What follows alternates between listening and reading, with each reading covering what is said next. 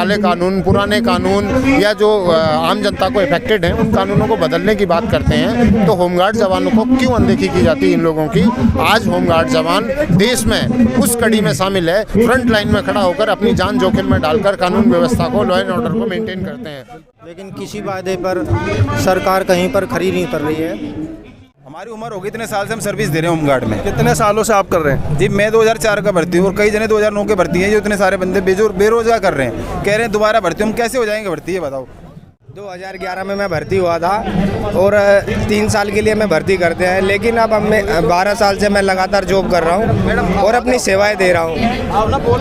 अब 12 साल के बाद अब हमारा क्या होगा, क्योंकि जो हम एक फील्ड में 12 साल से लगातार कार्य कर रहे हैं, उसके बाद हम नई फील्ड में कैसे जा सकते हैं। मैं सरकार से निवेदन करना चाहता हूं कि जो भर्ती वो नहीं निकालना चाहते वो नई भर्ती निकाले, हमें उससे कोई तकलीफ़ नहीं है। सरकार से सिर्फ इतनी सी गुजारिश है कि 10,235 की हमारी टोटल जो है स्ट्रेंथ है, उसके अंदर जो दिल्ली होमगार्ड कार्यरत हैं उनको ना निकाला जाए। नमस्कार, मैं हूं रूप सिंह गुसाई और आप देख रहे हैं ANC इंडिया, खबरों में खबर, आपकी खबर। जी हाँ, इस वक्त मैं मौजूद हूं जंतर मंतर पर, जहां पर धरना प्रदर्शन किया जा रहा है राष्ट्रीय गृह रक्षक यानी कि नेशनल होमगार्ड के जवानों के द्वारा। और यहाँ पर ये अपनी जो मांग जो रख रहे हैं वो अपने अधिकारों को लेकर के रख रहे हैं। शीतकालीन सत्र इस समय शुरू है और सरकार का ध्यान अपनी ओर खींचने के लिए इस समय ये यहाँ पर जंतर मंतर पर बैठे हैं। पूरे भारतवर्ष से यहाँ पर जो गृह रक्षक के जो जवान हैं वो सभी यहाँ पर मौजूद हैं और जो राष्ट्रीय अध्यक्ष हैं इनके होमगार्ड के एसोसिएशन के, वो झलकन सिंह राठौड़ यहाँ पर मौजूद हैं। तमाम भारतवर्ष के राज्यों से यहाँ पर जो होमगार्ड के जवान और उनके एसोसिएशंस के लोग यहाँ पर मौजूद हैं और अपनी आवाज़ उठा रहे हैं यहाँ पर। आइए इनसे मिलने की कोशिश करते हैं, जानते हैं कि क्या पूरा मामला है, क्यों आखिर इनको यहाँ धरना प्रदर्शन करने की ज़रूरत पड़ी है। तो आइए चलते हैं, होमगार्ड जवानों से मिलते हैं, उनके अधिकारियों से मिलते हैं। आप यहाँ पर देख सकते हैं कि कितनी संख्या में जो गृह रक्षक हैं यानी कि होमगार्ड्स के जवान हैं वो यहाँ पर मौजूद हैं और पूरे भारतवर्ष से यहाँ पर इकट्ठा होते जा रहे हैं। आप देख सकते हैं कि किस तरह से यहाँ पर अभी उनका आना लगातार जारी है।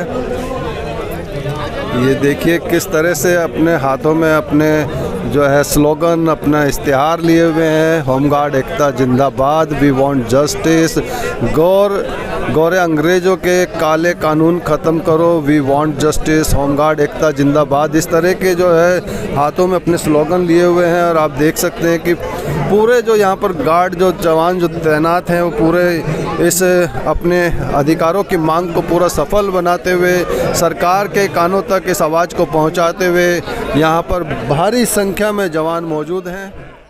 तो आइए इधर उधर की बात ना करते हुए सीधे झलकन सिंह राठौड़ जी से, जो कि होमगार्ड वेलफेयर एसोसिएशन के चेयरमैन हैं, सीधा उन्हीं से बात करते हैं, जानते हैं कि क्या है पूरा मामला। सर नमस्कार, बहुत स्वागत है हमारे चैनल में।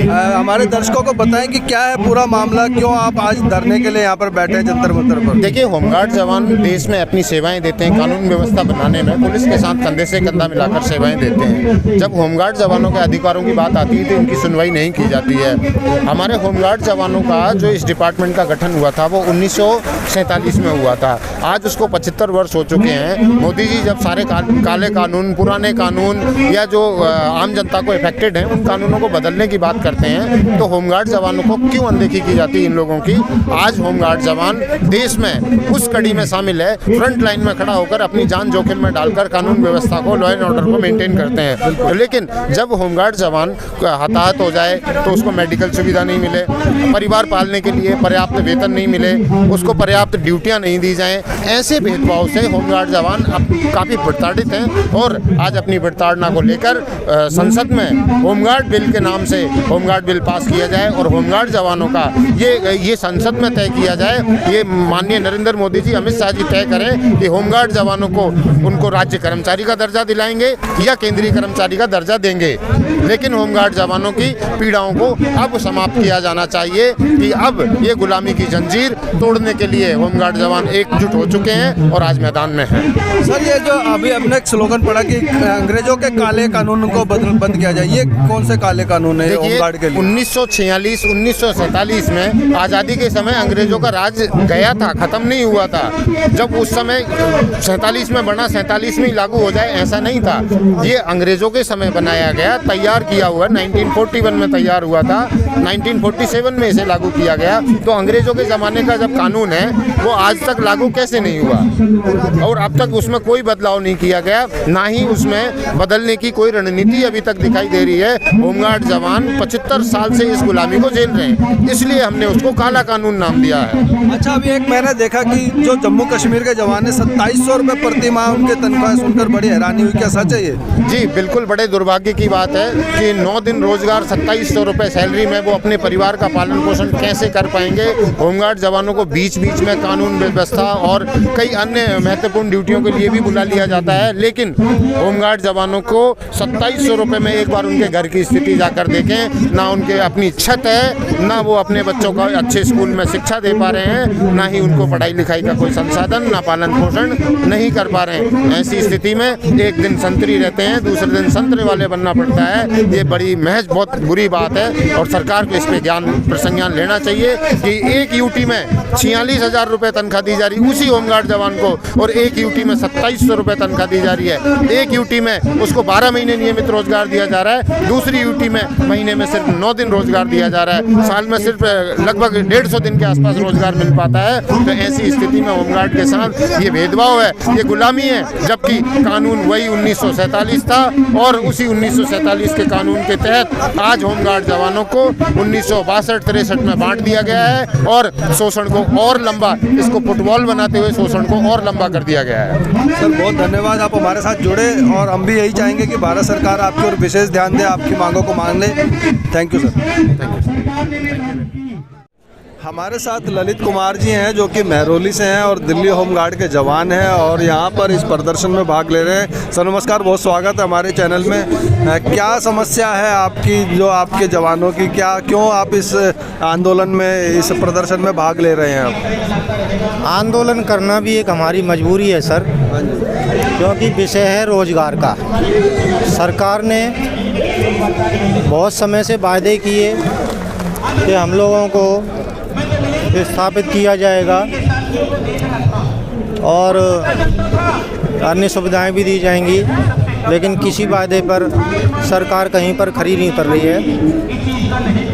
तो ये हमारे साथ बहुत बड़ी समस्या है और बहुत चिंता का विषय है। हमारे बच्चे भी हैं हमारे पीछे, हमारे घर परिवार नहीं चल रहे हैं बिना रोज़गार के, और कोई ऐसा भी हमारे पास कोई दूसरा रोज़गार नहीं है जिसको हम कर सकें, आगे बढ़ सकें। तो सबसे महत्वपूर्ण विषय है रोज़गार का। सरकार हमको अगर निकालती भी है तो कहीं दूसरी जगह व्यवस्था करे। हमें ये नहीं है कि आप निकाल क्यों रहे, निकालिए, लेकिन हमारी व्यवस्था कीजिए जिससे हम बेरोज़गार होने से बच जाएं। तो मेरा तो यही कहना है, सरकार से हमारी मांग है किसी भी तरीके से इतने सारे जो जवान हैं हमारे दिल्ली होमगार्ड के अंदर, अगर ये बेरोज़गार हो गए तो क्या स्थिति होगी देश की। बात देश की आ जाती है, हमसे ही देश बनता है। अगर हमारे साथ ये अन्याय होगा, ये अन्याय हमें बर्दाश्त नहीं है। हम सरकार भी चेंज कर सकते हैं। धन्यवाद सर। नमस्कार जी, आपको क्यों असुरक्षा का माहौल लगता है, क्या कहना चाहेंगे आप? जी सर, इसी से हमारा घर चलता है। अब ये हमारे डिस्चार्ज लेटर लगा रखा है और दोबारा नई भर्ती निकाल रहे हैं। अब हम ये बताइए, आप कैसे नई भर्ती कर सकते हैं? हमारी उम्र होगी, इतने साल से हम सर्विस दे रहे हैं होमगार्ड में। कितने सालों से आप कर रहे हैं? जी मैं 2004 का भर्ती हूँ और कई जने 2009 के भर्ती हैं। जो इतने सारे बंदे बेरोजगार कर रहे हैं, कह रहे हैं दोबारा भर्ती। हम कैसे हो जाएंगे भर्ती, ये बताओ। उम्र का तकादा, फिजिकल रिटर्न, ये दोबारा सब होता है? इतने दिन सर्विस दे रहे हैं, हर चीज़ में हमने ड्यूटी करी है, हर चीज़ में। डीटीसी में भी कर रहे हैं और डीटीसी में भी ये कहते हैं कि डीटीसी वाले अगर कहते हैं निकालोगे तो आप घर बैठोगे। आपका शुभ नाम? मेरा नाम राजकुमार है सर। कहाँ से आप?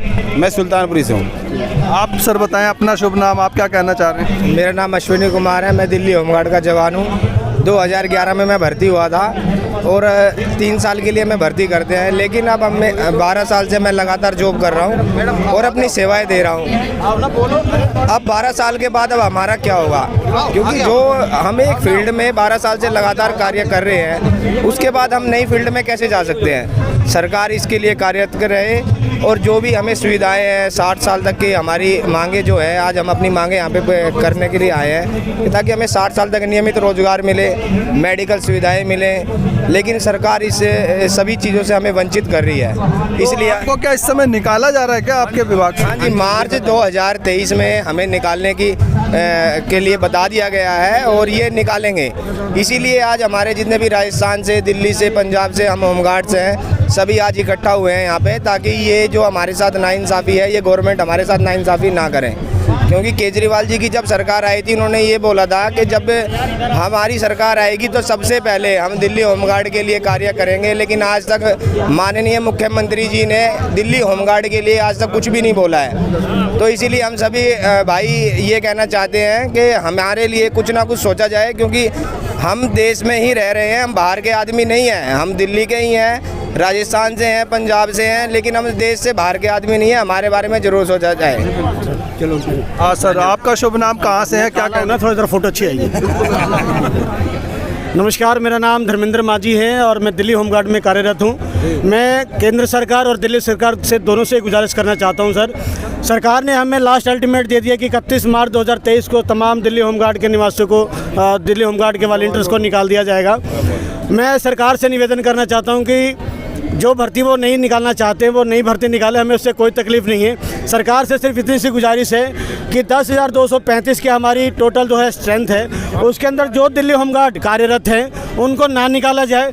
इसके बाद जो भी उनकी जनसंख्या के हिसाब से जो वॉलंटियर भरना चाहते हैं, या जो 10,235 में हमको छोड़कर जो बचते हैं, उनकी संख्या को ऐड करके सरकार नई भर्ती निकाले, हमें उससे कोई तकलीफ़ नहीं है। हम चाहते हैं कि जो कार्यरत हैं उनको करने दिया जाए। आखिर हमें क्या तकलीफ़ है, हम प्रशिक्षित हैं, शिक्षित हैं, 2009 से कार्यरत हैं और हमारे पास ऐसे जो वॉलंटियर हैं जो 2019 के अंदर जो नई भर्तियां हुई, उन्होंने 20-20 से 25-25 सालों तक सर्विस करके देश की राजधानी को आगे बढ़ाया है और सुरक्षा प्रदान किया है। मैं सरकार से सिर्फ इतना गुजारिश करना चाहता हूँ कि 10,235 में से जो कार्यरत होमगार्ड हैं दिल्ली के, उनको छोड़ के जो बाकी भर्ती हैं वो निकालें और आबादी के हिसाब से अगर उनको लगता है, और हम भी ये मानते हैं कि आज टोटल आबादी जो दिल्ली होमगार्ड की स्ट्रेंथ 75,000 कम से कम होनी चाहिए, और भर्ती करें। हम तो प्रशिक्षित हैं, हम तो सरकार का पैसा बचाना चाहते हैं और हम एक नए ढंग से काम कर रहे हैं। आज दिल्ली होमगार्ड ने कोरोना में,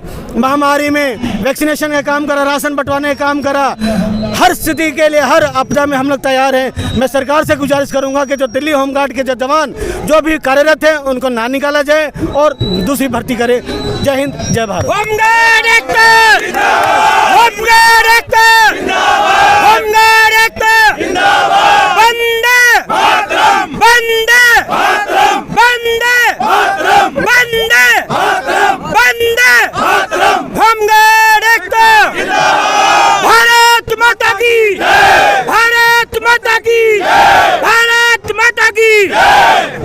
जी सर, आप भी होमगार्ड के जवान हैं, आप क्या कहना चाहते हैं? सर, मेरा नाम नरेश कुमार, मैं भी दिल्ली होमगार्ड में कार्यरत हूँ। सिर्फ हम सरकार से इतना कहना चाहते हैं कि इस उम्र में अब हम कहाँ जाए, आप हमें निकाल रहे हो, हम कहाँ जाए। आप कहते हो कि एक्ट लगा हुआ है, इसमें संशोधन करना पड़ेगा। आपने इतनी चीज़ों में किया, हमारे लिए भी थोड़ा सोच लें। इस उम्र में इतने साल सर्विस देने के बाद कहाँ जाएंगे हम। अच्छा, ये जो आपको निकालने की जो बात हो रही है, इसमें जिम्मेवार कौन है, दिल्ली सरकार या भारत सरकार? सर, केंद्र सरकार। केंद्र सरकार के अधीन आते हैं हम, केंद्र सरकार है इस चीज़ के लिए जिम्मेदार। हमें जब 2009 में दोबारा भर्ती, 2019 में दोबारा भर्ती करा गया, तो हमें कुछ उम्मीद लगी कि शायद अब अच्छा हो जाएगा हमारे साथ, लेकिन फिर वही ढाक के 3 बात अभी भी हमको बोलते हैं कि मार्च 2023 में आप अपना कोई और रोजगार देखिए। इस उम्र में कहाँ जाएंगे। सबके घर में अपने बच्चे हैं, माँ बाप की जिम्मेदारी है, और जिम्मेदारियों से कैसे निभा सकते हैं हम। धन्यवाद। आप देख सकते हैं, सुन सकते हैं, समझ सकते हैं इनकी समस्याएं कि बरसों से होमगार्ड में रहते हुए भारत के लिए, दिल्ली के लिए, अपने राज्यों के लिए तमाम सेवाएं इन्होंने दी हैं, तमाम अनुभव इनके पास है। इसके बावजूद इनको निकालने की बात कही जा रही है। नए लोगों को लिया जाएगा, उन पे फिर से नए प्रशिक्षण किए जाएंगे, नए खर्चे उनके लिए किए जाएंगे, उनको कोई अनुभव भी नहीं होगा। तो ऐसी स्थिति में इनका यही कहना है कि भाई हम जो इतने वर्षों से सेवाएं दे रहे हैं, हमें हमारी ड्यूटी पे, हमारी सेवाओं पे रहने दिया जाए। बेशक आप अपनी नई भर्ती निकालें, क्योंकि जो इस समय स्ट्रेंथ दिल्ली में या भारत की जो होमगार्ड गृह रक्षक की है उतनी पूरी नहीं है जितनी जनसंख्या के हिसाब से होनी चाहिए। तो आप बेशक नई भर्तियाँ निकालें, लेकिन पुराने लोगों को भी उनको रहने दिया जाए, उनके अधिकारों को, उनकी जो मांगे हैं यहाँ दिल्ली के जंतर मंतर से भारत सरकार तक पहुँचाने की बात कही जा रही है। तो मैं भी अपने चैनल के माध्यम से यही भारत सरकार से कहूँगा कि इनकी मांगों पर ध्यान दें, क्योंकि नए प्रशिक्षण, नए सब खर्चों से भारत सरकार को ही नुकसान होने वाला है। तो इन्हें भी इनकी जगहों पर रहने दिया जाए। इसी के साथ मैं रूप सिंह गुसाई यहाँ जंतर मंतर से आप सभी से विदा लेता हूँ। अगली खबर में जल्द मिलूँगा, तब तक आप अपना बहुत ख्याल रखिएगा। नमस्कार, धन्यवाद।